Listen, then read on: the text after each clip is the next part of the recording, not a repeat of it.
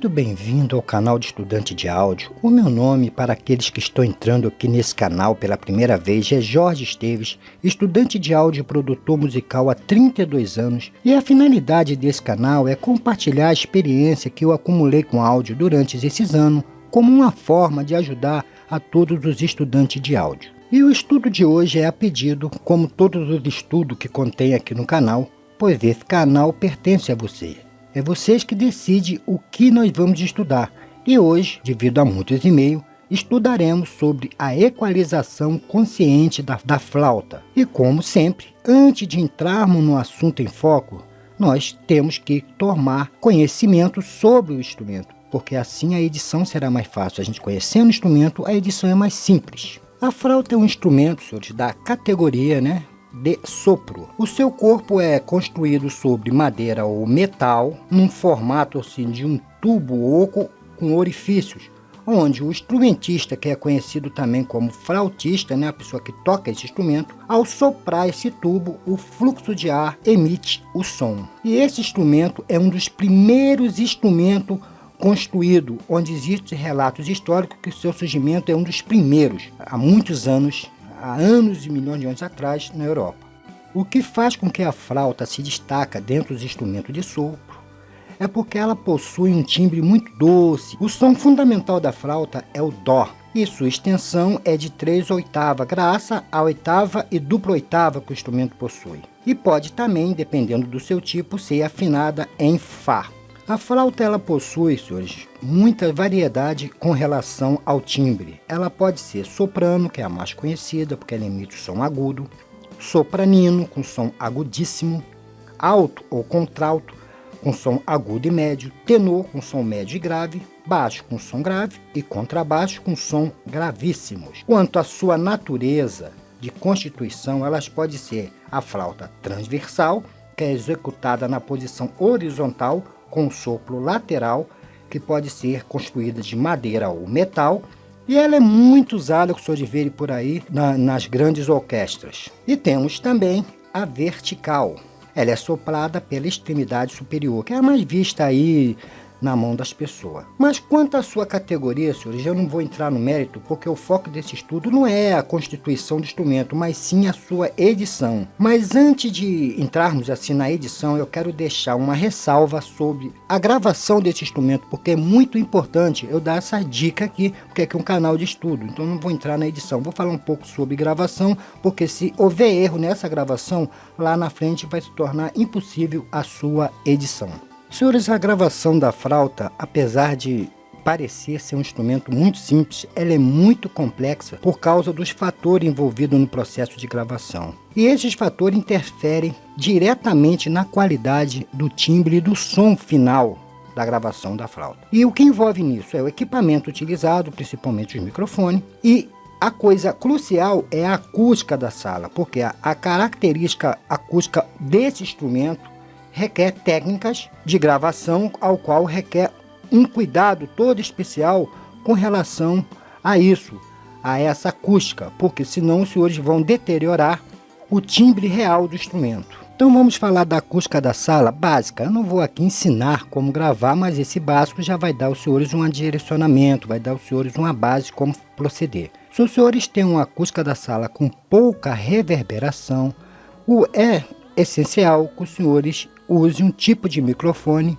unidirecional e próximo ao instrumento.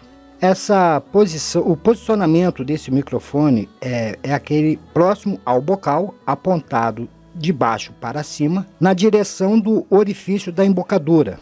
Se coloca assim, na direção do orifício da embocadura, e grava ali. Se os senhores têm uma sala com muita reverberação, o bom é que os senhores usem um microfone direcional e um pouco distante. Porque sob as condições de assim acústica que seja muito ruim, um ambiente que, por exemplo, com muito ruído, com muita reverberação, então é impossível evitar que o microfone fique próximo à flauta. É melhor situar a poucos centímetros, também a pouco, não é longe, esse distante é poucos centímetros da área entre a boca e a chave, ali aonde os orifícios, onde se executa as notas, eles colocam ali. Se os senhores trabalharem numa sala equilibrada na parte de acústica, os senhores podem colocar um par de microfone a 1,5 m do flautista. Isso é uma boa opção. A outra possibilidade é também usar um par de microfone, um direcional e o outro unidirecional. O direcional deve ser colocado próximo para dar presença ao som, porque o instrumentista, às vezes ele fica se mexendo um pouco, né? Então com isso dá mais presença ao som. E o outro unidirecional deve ser um pouco mais afastado para reproduzir a sensação do ambiente, da reverberação natural do instrumento.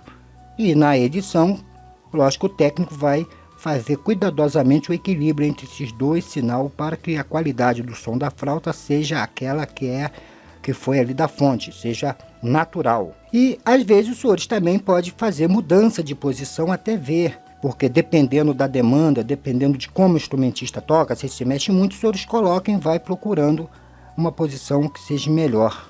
E um outro problema que ocorre, senhores, durante a gravação é com relação ao retorno do instrumentista, do flautista. Por quê? O que o flautista ouve ali no seu retorno não equivale ao que os senhores estão ouvindo lá de fora na gravação. Por quê? O som que chega ao ouvido do flautista vem de duas fontes diferentes, uma interna e a outra externa. O som que o flautista produz se transmite pela vibração através do osso, através do crânio.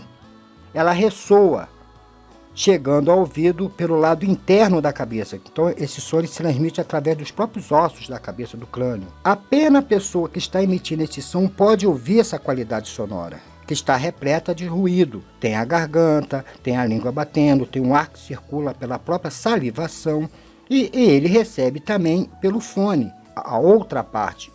Então, o som direto que o flautista ouve também contém ruído de baixa intensidade gerado pelo bocal, que não estão presentes para o que você que está ouvindo lá fora. Essa é a razão que muitos estranham quando grava a sua própria voz pela primeira vez. Fala, pô, eu falo assim, é diferente, porque quando o senhor ouve, o som que os senhores produzem ressoa dentro da cavidade do crânio. E os senhores têm também a saída desse áudio que o senhor recebe pela audição. Então, os senhores têm duas fontes. Então, é importante conscientizar o músico com relação a isso e os senhores terem essa consciência. Isso ocorre também muito na gravação de vocal. Bom, senhores, deixando essa profundidade de lado com relação à gravação, vamos entrar então no foco do estudo de hoje. Eu estou aqui com um projeto aberto no Sonar, mas devo lembrar que esse processo que eu vou utilizar aqui, ele serve para qualquer DAW, para qualquer estação de trabalho, como Pro Tools, Nuendo, Cubase, etc, etc, qualquer um. Como eu mencionei, senhores, anteriormente, a flauta ela possui vários tipos de timbre, devido a vários materiais empregados na sua construção. Então aqui eu coloquei apenas 3 tipos para que os senhores notem. Por que eu estou falando isso? Porque isso vai ser muito importante entender isso, para que nós possamos fazer a edição. Então eu vou tocar aqui a primeira flauta e veja o timbre da primeira.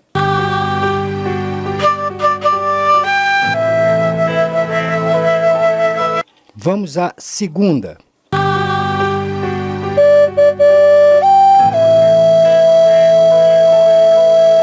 E vamos a uma terceira.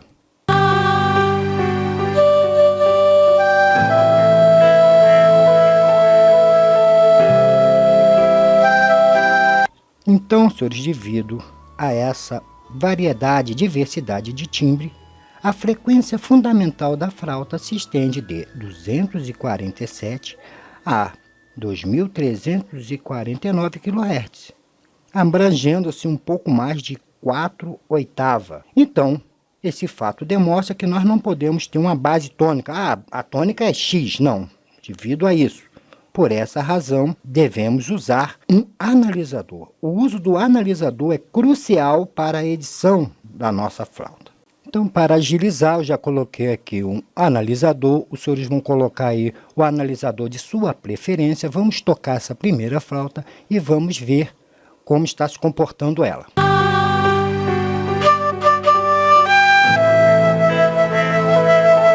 Muito bem, senhores. Aqui nós temos a frequência de maior magnitude está em 540, que está a sua tônica. E vamos então entender toda essa metria para lá e para cá. E já que nós vamos fazer a equalização corretiva, iremos necessitar de um equalizador, eu vou usar um qualquer daqui, os senhores usarão aquele que os senhores têm a preferência. Então, vou tocar de novo e vamos lá estudar o que está acontecendo.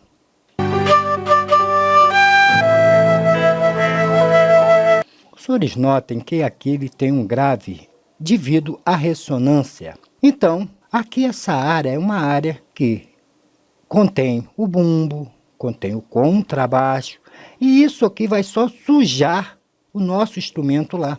Nós não precisamos disso. Então, de cara, nós vamos fazer um corte até 100.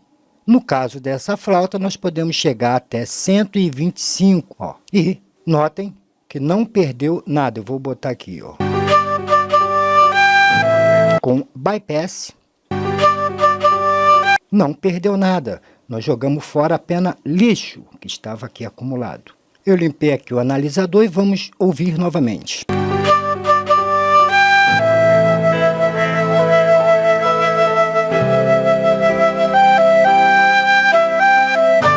Os senhores notem que aqui existe também uma ressonância que eu não cortei lá, inclusive ainda dá essa sobra.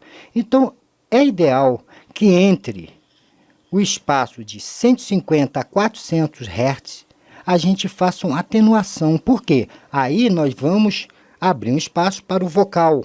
Então, eu venho até aqui, eu vou escolher aqui, por exemplo, o 2, vou dar um aumento, vou diminuir aqui o Ki, nessa área entre 150 a 400, e vou fazer algo dramático e vem ouvindo.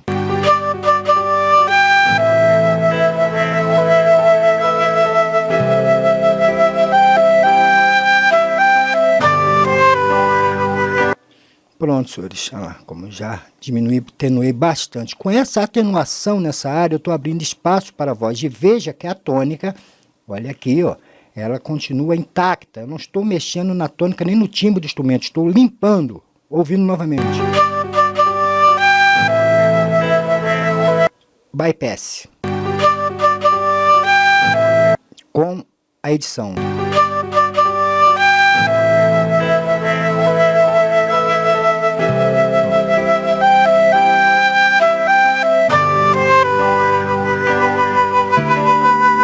Agora, com essa atenuação, os senhores só tem que tomar cuidado quando usar flauta que usa timbre mais grave, mas isso é muito raro usar esse tipo de flauta. Agora, saindo dessa área das frequências graves, devemos entender que um problema comum de uma flauta é as alta frequência causada pelo ruído da respiração, pelo atrito da coluna de ar dentro do orifício do bocal. Então, essa é uma parte muito importante que a gente tem que resolver. Por quê?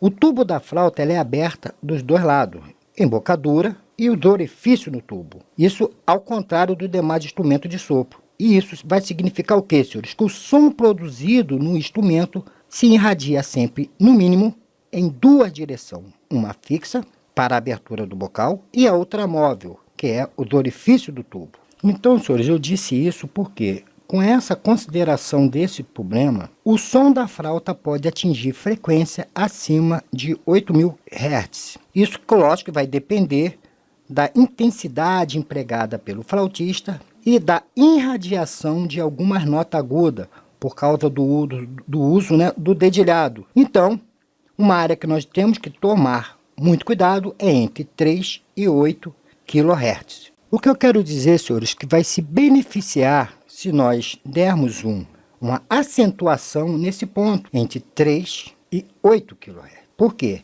Essa é a região da alta sensibilidade do ouvido humano e ela torna-se fundamental para ajudar a definir e dar nitidez ao sinal do áudio da flauta. Mas não devemos usar de exagero, não devemos usar demais. Então, para dar um pouco mais de definição, nós entre 3 e 8 kHz, nós vamos dar um acréscimo aqui, ó, 3 e 8, e isso a gente vai, calma aí, vou mudar aqui o tipo de, vou aqui diminuir um pouco no 5, e vamos testando. Ó.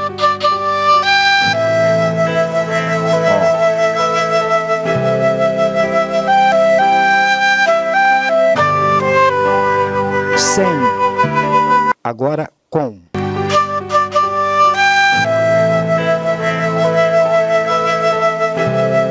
ver que agora a flauta ficou mais definida. Senhores, pode ocorrer que às vezes a flauta ela esteja mascarando uma voz ou um outro instrumento. Então, para isso, nós temos um artefato, nós temos uma forma de resolver isso fazendo o quê? Tornando ela mais aguda. Então, nós vamos pegar entre 8 a 10 kHz e vamos acentuar essa área. Com isso, nós estamos também, lógico, mudando um pouco do timbre, mas não vamos tirar assim, o valor do áudio natural da flauta, como vocês verão aqui, ó.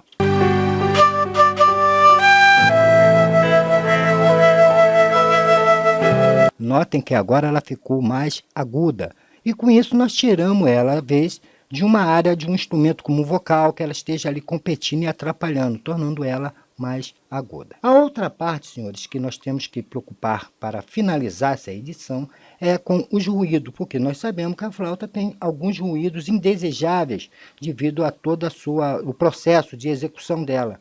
Então, tudo aquilo acima de 10 kHz, a gente podemos cortar. Não em 10, a gente vai um pouco mais acima e vem trazendo. Eu vou aqui pegar, vou cortar aqui, olha.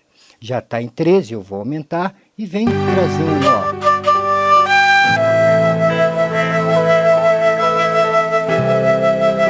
Notem que eu não modifiquei o som da flauta desse caso. Só modifiquei aqui, lógico. Agora eu vou trazer para onde ela naturalmente, ó. Agora ela não está tão aguda e com os cortes, veja que ela está perfeita. Bom, senhores, creio que não tenho mais nada a falar sobre esse assunto, então vou partir agora para os agradecimentos. Senhores, eu sempre deixo aqui o meu pedido de desculpa pela minha má dicção, mas graças a Deus eu não sou cantor e não sou locutor, então eu peço, senhores, que me perdoem essa má formação com as palavras, mas o que eu quero passar aqui para os senhores não é a minha técnica de fala, e sim a técnica do áudio. E eu espero que os senhores foquem nessa parte, que às vezes eu recebo muitos e-mails com críticas falando disso. Senhores, preste atenção ao que eu quero passar para os senhores com relação ao áudio, porque eu não sou cantor e nem locutor. Senhores, eu quero também deixar registrado toda a minha gratidão, porque a finalidade desse canal aqui não é financeira. Eu simplesmente quis passar essa minha experiência, porque da vida nada se leva. Tudo que eu aprendi com áudio durante esses 32 anos, que não é muita coisa, mas que seja útil a alguém. E isso está acontecendo. Eu quero agradecer essas pessoas que estão dizendo isso, expressando, relatando que esses estudos aqui têm lhe sido útil. A todos aqueles que estão mandando seus incentivos, a todos que botam o seu joinha, que demonstra que a intenção do canal está dando certo, porque realmente estou conseguindo passar aquilo que eu gostaria de ter feito, e isso está acontecendo. A todos vocês que estão aí compartilhando o vídeo, dando joinha, dando esse incentivo, senhores, meu muito obrigado de coração, e peço que o bom Deus abençoe a cada um de vocês ricamente, e contem comigo. Eu não estou com muito pouco tempo ultimamente, mas se vocês mandarem seus e-mails, pode ter certeza que eu vou responder a cada um dentro de um prazo máximo de 4 dias. Então até o nosso próximo encontro, e que Deus abençoe a cada um.